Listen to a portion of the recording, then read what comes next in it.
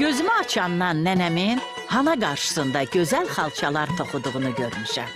Elə ilk addımlarımı da əlvan naxışlı xalçalar üzərində atmışam.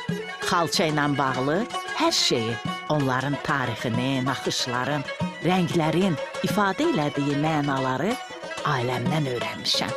Bu arada mən pəriyəm. Sizə uşaq ikən gördüyüm və heç vaxt unutmadığım bir yuxunu danışmaq istəyirəm. Xalçadakı quşlar canlanaraq məni sehirli xalça üzərində vətənimin hər qarışını gəzdirmiş, onların xalça toxunma ənənəsi ilə tanış etmişdi. Suraxanı kəndində evlərdən birinin eyvanında qadınlar, həmçinin kiçik qızlar xalça toxuyurdular. Qubanın yaşıl meşələrində ağaclar arasında şən mahnılar oxuyan xanımlar qonaq kənd xalçasını yuyurdular. Sonra yolum Şirvana düşdü.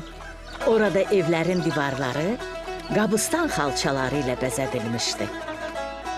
Gəncədə Şah Abbas məscidinin həyətində oxunan duaları və toxuyan əllərin hərarətini özünə hopdurmuş Faxralı xalçası sərilmişdi. Qazaxda isə qadınlar böyük sevgi və həvəslə Şıxlı xalçasını toxuyurdular.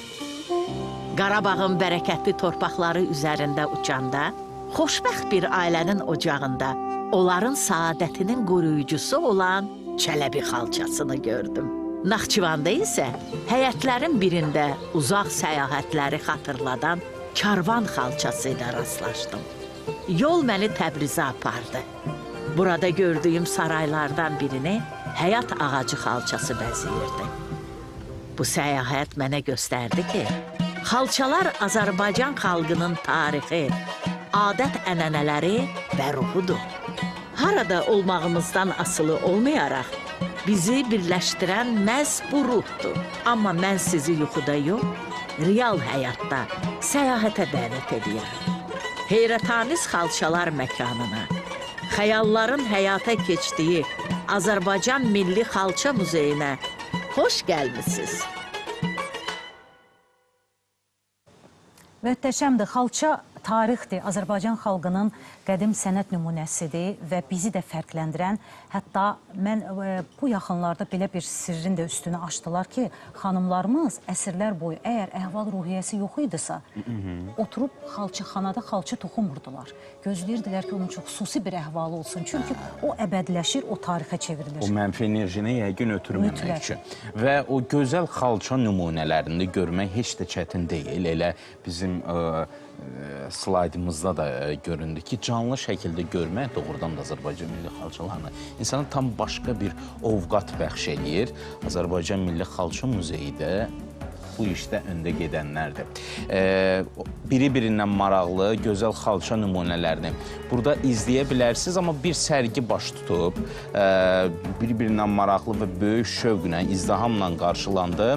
İstəyirəm elə bu sərgi haqqında da qonaqlarımız məlumat versin.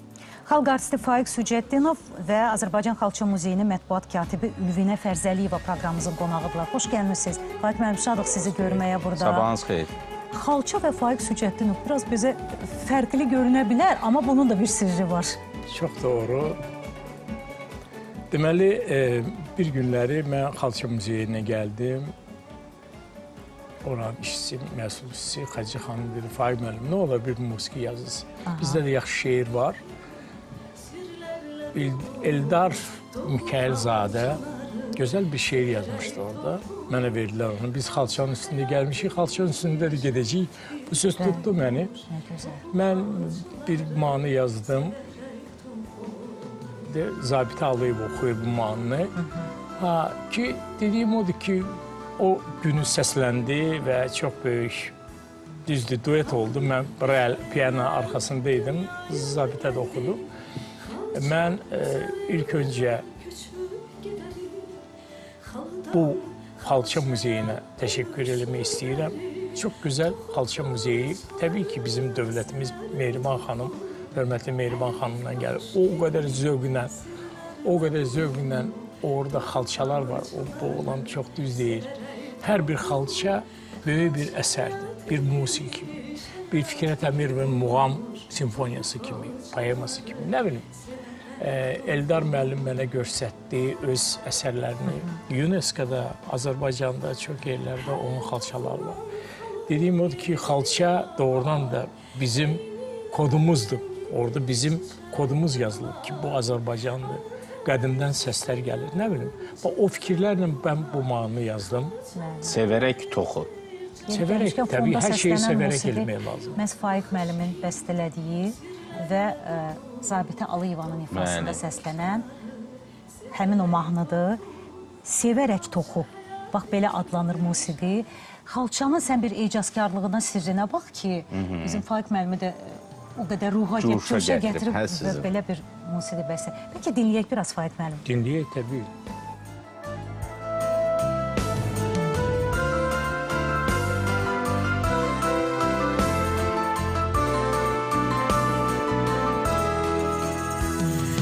Bir ömür həyata baxdım xanadan, bir Allahdan gəldim, bir də anadan. Seçə bildim an ağı qaradan, qəlbimdə, qələmdə eşq ilə doldu. Həyat naxış kimi sirlərlə dolu, toxu xalçaları sevərək toxu. Xalça həyat imiş, həyat bir yuxuymuş, toxu xalçaları sevərək toxu.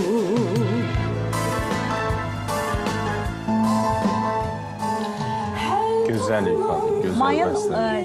yeri gəlmişkən qeyd edək, mayın 5-i xalçaçıların peşə bayramı idi və o möhtəşəm günü peşəkarlar özlərinə məxsus yaşadılar və elə bu sərginin təşkil olunmasında da yeri gəlmişkən sərgi immersiv idi və digər başqa bir mövzulara da toxunuldu.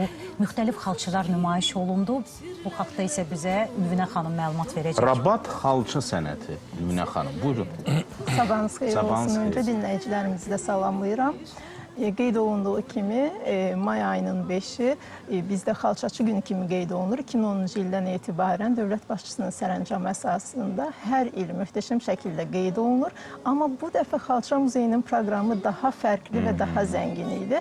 Bu zənginliyin bir hissəsi Rabat xalça sənəti sərgisi oldu. Mən qeyd edeyim ki, bu sərginin açılışında Heydər Əliyev Fondunun vitse-prezidenti Leyla xanım Əliyeva, Bakı Media Mərkəzinin rəhbəri Arzu xanım Əliyeva və Mərakeş Krallığının xanım şahzadəsi Lalla Hasna da iştirak edirdi və digər rəsmi qonaqlar və sənətkarlar var idi və çox böyük maraqla qarşılandı. Rabat xalça deyil, Mərakeş xalçası. Bəli, Rabat xalçası Mərakeş xalçasıdır və bu xalça immersiv sərgi əsasında nümayiş olundu. Burada həm xalçanın özü nümayiş olunurdu, həmçinin bədii fotolar, qrafik illüstrasiyalar və digər rəqəmsal texnikalar vasitəsilə xalçanın təqdimatı yüksək səviyyədə baş tutdu və qeyd edeyim ki, sərgini seyr eləyənlər təkcə Rabat xalçasını deyil, onun tarixini, yaranışını,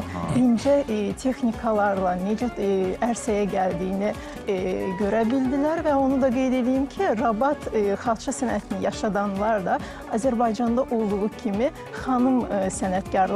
Yəni bilirsiniz ki, bizim ölkəmizdə toxuculuq xanımlara aid bir peşədir və bu Mərakeşdə də bu cürdür və onlar bunu da sərgi vasitəsilə yüksək səviyyədə nümayiş etdirirdilər və mən bir məsələyə toxunmaq istəyirəm ki, bu təkcə Rabat xalçasının təqdimatı deyildi. Həmçinin həmin sərgidə Rabat xalçası ilə yanaşı Azərbaycana aid Qazaxın qaymaqlı, fərqli, çox möhtəşəm bir xalçası da sərgilənirdi və bu hər iki xalça ənənəsinin vəhdətdə təqdimatı və Rabat və Mərakeş milli irsinin, ənənəsinin yaşadılmasının və davam etdirilməsinin yüksək səviyyədə nümayişi idi. Ülvinə xanım, maraqlıdır ki, xalçanın, hazır olan xalçanın xanadan kəsilməsi də bir rəsmi mərasim kimi təqdim olunur Nəqşicahan xalçası sizin həmin o sərgidə də rəsmi şəkildə olaraq xanadan ayrılıb tamaşaçılara təqdim olundu orada. Bəli, sizin də qeyd elədiyiniz kimi və bayaq dediyim kimi bu çox zəngin biraz proqram olmuşdu və Xalça Muzeyinin yaşatdığı ənənələrdən biri xalça kəsimidir və biz demək olar ki, mütəmadi olaraq muzeyimizin ənənəvi texnologiya şöbəsində toxunan xalçaların əməkdaşlarla birlikdə və gələn turistlərlə birlikdə kəsimini həyata keçiririk. Və bu, inana bilməz ki, dəfələrlə yaşansa belə hər kəs maraqla qarşılayır. Bu sərgidə də eyni şeyi, eyni təcrübəni yaşadıq və gələn qonuqlarımız böyük həvəslə bizim ənənəvi texnologiya şöbəsində Tarir Bəşirovun müəllifi olduğu eskiz əsasında toxunmuş, çox zəngin naxışlarla bəzədilmiş Naxçıvan xalçasının, Nəqşicahan adlandırılan Naxçıvan xalçasının kəsimi həyata keçirildi və qeyd edeyim ki, bu mərasimin keçirilməsi və necə şirniyyatların kəsimindən sonra xalçanın üzərinə atılması və kəsərkən niyyətin tutulması, bütün bunların təqdimatı qarşı tərəfin, qonaq tərəfin, yəni bizim qonaqlarımız tərəfindən də çox böyük maraqla qarşılandı. Əslində düşünürəm ki, hər kəs üçün maraqlıdır. Çünki o son mərhələdə həm zövqü baxımından, həm də nəticəyə bir addım atılması deməkdir də o xanadan kəsilməsi. Sevindirici bir məsələ də var, Faik müəllim, yəqin ki, razılaşarsınız. Son illərdə mədəniyyətdə bir vəhdət var. Musiqi, rəssamlıq, xalçaçılıq, təsviri sənət, yəni mədəniyyətin bütün sahələrini birləşdirmək və dövlət səviyyəsində onlara diqqət, qayğı göstərmək. Elə bu bizim muğam bayramımızın başlanması da, muğama xüsusi hörmət, ehtiram. Yəni musiqinin sözsüz terapiyadır. Onun istər xalçaçılıqla, istər rəssamlıqla, hər vəclə bir vəhdəti var. Və düşünürük ki, bu həm sənətkarlığı inkişaf elətdirir, həm də ənənəmizi gələcək nəsillərə ötürmək üçün bir adət-ənənədir. Çox düzdür. Mən deyərdim ki, keçən həftə çox dolğun idi. İlk öncə mən deyərdim ki, Ağdamdan başlayardım, bizim gözəl Qarabağımızdan. Orada siz bilirsiniz ki, muğam mərkəzi açıldı. Ümumiyyətlə, Ağdam, tüm Qarabağın muğam mərkəzi açıldı orada. Cənab Prezident orada idi, hörmətli Mehriban xanım orada idi və bizim ustadlarımız, muğam ustadlarımız, bir də bəstəkarlar gelmişdi, musiqişünaslar gelmişdilər. Cənab Prezidentin çox maraqlı bir orada çıxışı o Qarabağla ilgili hansı qurucu işlərin olacaq, onları açıqladı, onları dedi. Çox maraqlıdır, vallahi inanınız mənə. Biz belə oldu ki, Xocalın yanına getdik, məsələn, Ağdərə tərəfdən getdik, Xankəndin yanından keçdik. Qalxdıq Ağdamdan təzə yol açılmışdı. Ağdamdan qalxdıq Şuşaya. Mənzərə mən sizə nə deyim, sözlər acizdir. Çox gözəldir. Biz deməli orada bu muğam mərkəzi açıldı. Çox xoş sözlər dedilər. Oxudular, yaxşı konsert verdi. Biz çıxdıq, bayırda şəkil çəkəndə orada bizim müğənnilər başladılar Qarabağdan muğam oxumağa. Çox, bilirsiniz, kimisə gözü doldu, kimsə, nə bilim, çox gözəl keçdi o gün və mən yenə də deyirəm, Cənab qurucu işlərindən danışdı. Qarabağ saat dəyişir, inanınız mənə. Biz getdiyimiz axşam yol, səhər biz gəldik, gördük ki, ora döşəmə eləyiblər, asfalt döşəmə. O qədər işlər çox çevik gedir, bəli. Sonra mən demək istəyirdim ki, həftənin ikinci günü, keçən həftənin, deməli, bir konferans keçdi Filarmoniyada, siz izləmişsiniz, oxşayır. Deməli, Musiqi Məktəbləri Mədəniyyət Nazirliyi tərəfindən bizim hörmətli Adil Kərimli çox bir nazir, çox bir iclas eləmişdi. Orada musiqi məktəblərinin, müəllimlərin səviyyəsi və uşaqların, musiqi məktəblərinin uşaqlarının səviyyəsi nətərdir. Və təbii ki, orada nöqsanlar da var idi, xoş sözlər də var idi. Kimsə öz fikrini söylədi orada ki, açıq dərslər eləmək lazım, onu Farxad Bədəlbəyli dedi. Kimsə dedi ki, ailədən gəlməlidir, bəzi şeylər orada valideynlər aşılmalıdır. Belə bir çox maraqlı Vacib bir bir konfrans. bilirsiniz, yaradıcılıq bir söhbət getdi ki, o komissiya üzvləri bunu eləmisiniz, bunu eləmisiniz. Bu isə mən təbii ki, musiqi belə bir şeydir ki, olsun ümumiyyətlə mədəniyyət, kino, teatr, xalçalıq, musiqi, bu belə bir şeydir ki, insan öz üzərində işləməlidir Nailə xanım. Əlbəttə, söz. Bu Hər bir sənətdir, peşəkarlıq sənətdir və çuvalanmalıdır. mən müəllimlərə tövsiyə edirəm musiqi məktəblərinin müəlliminə ki, həftədə 2 dəfə, 3 dəfə otursunlar, çalsınlar ki, sonra o uşaqla danışanda biraz da səviyyə qalxır, biraz da musiqidən nəsə daha da zənginləşir və mən təbii ki, ilk dəfə olaraq Mədəniyyət Nazirliyi belə bir iclas elədi, konferans elədi, yığdı bizi. Çox lazımlı bir şey, çox lazımlı idi. Ona görə ki, hamısı elə biz özümüz də biraz da o simi qaxızdıq. Əlbəttə. Faiq müəllim, mən düşünürəm ki, bizim səhər çağının tamaşaçıları bizi qınıyar. Əgər siz fortepianoda bizə bir musiqi ifa eləməsəniz bu səhər, istərdik sizi dinləyək o bəstələrinizdə. Görürsünüz, mən həmişə hazırlıq gəlirəm, onun görür ki, hər gün çalmaq lazımdır. Çox sağ olun. Buyurun, dinləyək məmnuniyyət. Xalq artisti Faiq Sücəddinov, buyurun.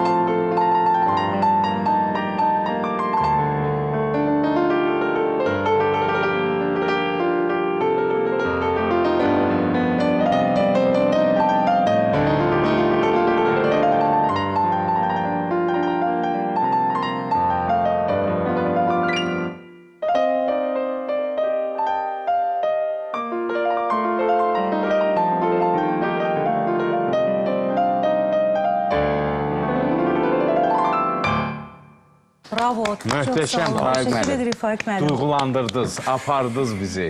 Mən düşünürəm ki, bu əsərlərin fonunda xalça nümayişi nə qədər ecazkar olur.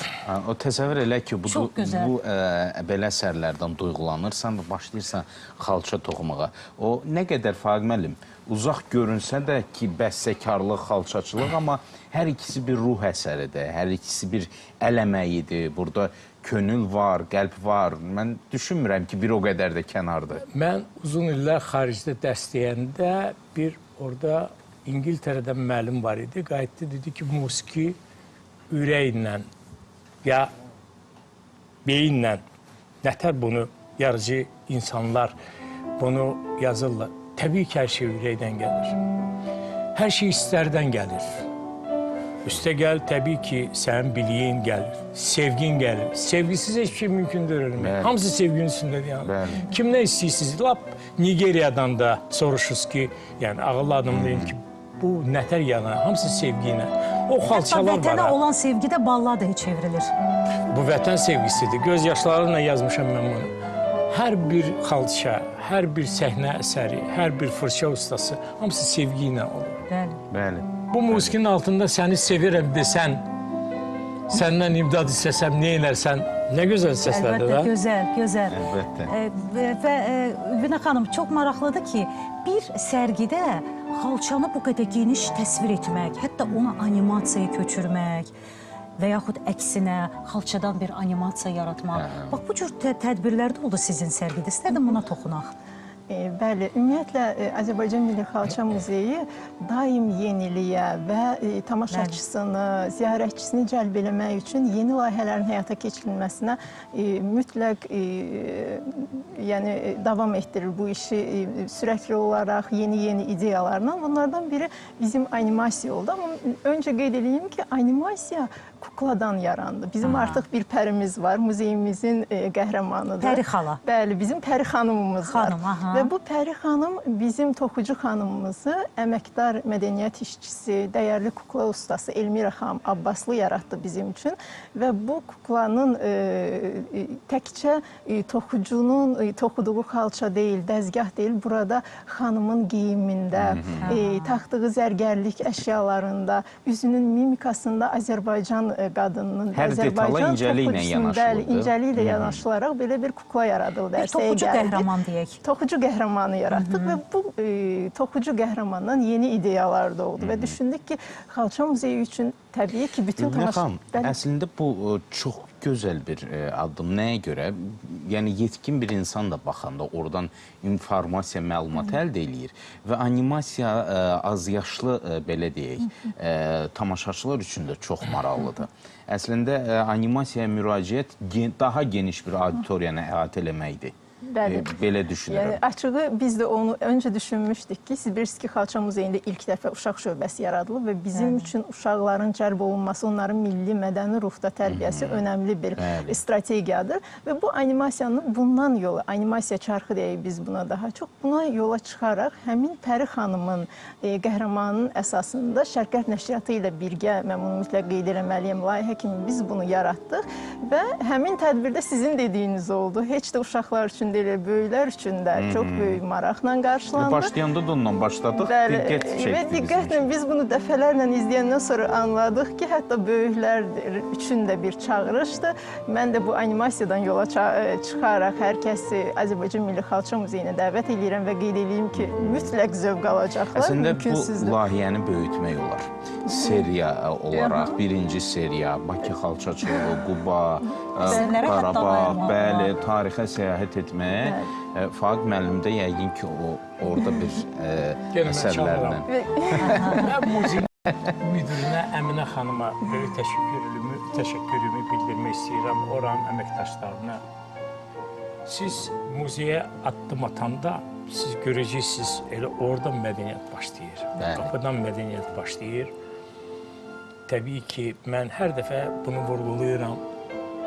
Bizim fondumuza təşəkkür edirəm ona görə ki, bizim fondumuz həmişə fikri, həmişə diqqəti o muzeydədir. Ümumiyyətlə, o muzeydə, ümumiyyətlə Azərbaycan mədəniyyətinə və mən Adil Kərimlinin komandasına təşəkkür edirəm ki, çox gözəl bir tədbirlər keçirirlər və mənə gəlir ki, bundan gözəl nə ola bilər? Ən əsası da odur ki, Faiq müəllim, bax, belə təşəbbüslərdə mədəniyyətimizdə olan, sayılıb seçilən sizin kimi insanları cəlb etmək, onlarla bərabər işləmək, bu gözəl bir ənənədir. Yəni, sadəcə cızmaqara deyil, bəstəkarlığı özünü yaradan insanlar, elə peşəkar insanlarla çalışmaq, Faiq Sücəddinov kimi, digər bizim bəstəkarlar kimi, bu gözəl bir ənənədir. Faiq müəllim, nə yaxşı ki, varsınız mədəniyyətimizdə. Sizin də xalçaçılıqla, rəssamlıqla, təsviri sənətlə bərabər, bax, belə bir möhtəşəm işlərin ərsəyə gəlməsi bizi də sevindirir və Mədəniyyət kanalı hər zaman bunu işıqlandırmağa hazırdır. Faiq müəllim, siz bunu dəfələrlə şahidi olmuşsunuz. Sizin kanalınıza bütün boş sözlər. Sağ olun. Təşəkkürlər. Bax, belə növbəti belə bir gözəl bir möhtəşəm tədbirin şahidi olduq. Bu bizim həm tariximizin, həm keçmişimizin, həm də gələcəyə atılan bir addımın nümayişi idi. Yeni nailiyyətlərlə, yeni uğurlarla sizi studiyamızda görmək ümidi ilə deyirik. Təşəkkür edirik. Gəldiyiniz üçün, bu duyğuları bizimlə paylaşdığınız üçün. Bir sabahınız xeyir olsun. Çox sağ olun, biz də təşəkkür edirik. Xalça Muzeyinin mətbuat katibi Ülvinə xanım Fərzəliyeva proqramımızın qonağı idi və xalq artisti, bəstəkar Faiq Sücəddinov. Təşəkkür edirik sizə. Efirimiz isə davam edir.